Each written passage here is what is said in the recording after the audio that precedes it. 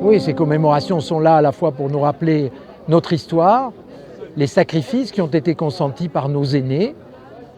Et aujourd'hui, ici au cimetière de la Mulatière, notamment aux Français de confession musulmane, mais aussi à tous les Français de toutes origines et de toutes confessions qui ont permis à notre pays d'être aujourd'hui un pays libre, debout, indépendant et qui fait face aux difficultés qu'il rencontre avec courage et fierté.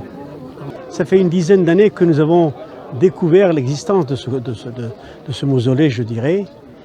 Et pendant 80 ans, il a été oublié.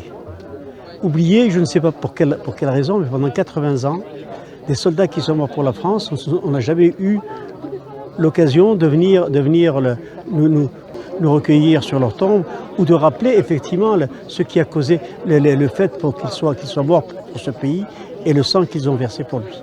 Donc aujourd'hui, c'est pour nous quelque chose, moi je trouve que c'est presque un lieu de pèlerinage pour les musulmans de France, d'aller se souvenir et d'aller rappeler aux autres que nous sommes là, effectivement, que nous sommes là aujourd'hui, c'est parce que c'est l'histoire qui nous rassemble et qui continuera à nous rassembler.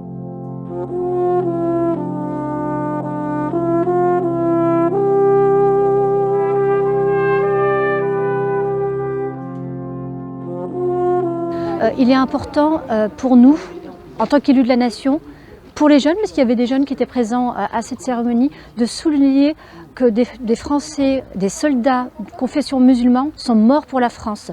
Et ça, je suis d'accord avec vous, il y a un travail de mémoire qui est important pour les nouvelles générations, mais vu le contexte actuel, il est important aussi de le rappeler. Je suis membre, moi, de la commission des forces nationales et des forces armées. Sachez que le travail de mémoire pour toutes les cérémonies est très important.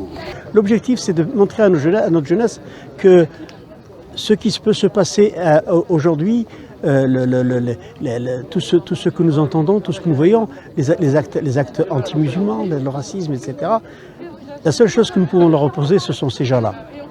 Et c'est ainsi qu'on peut effectivement montrer que notre vie ici, dans ce pays, c'est une vie, c'est l'histoire qui a fait, et non pas le hasard, mais c'est l'histoire qui a fait que nous soyons là. Une cérémonie très émouvante, parce que ça permet de définir l'unité nationale.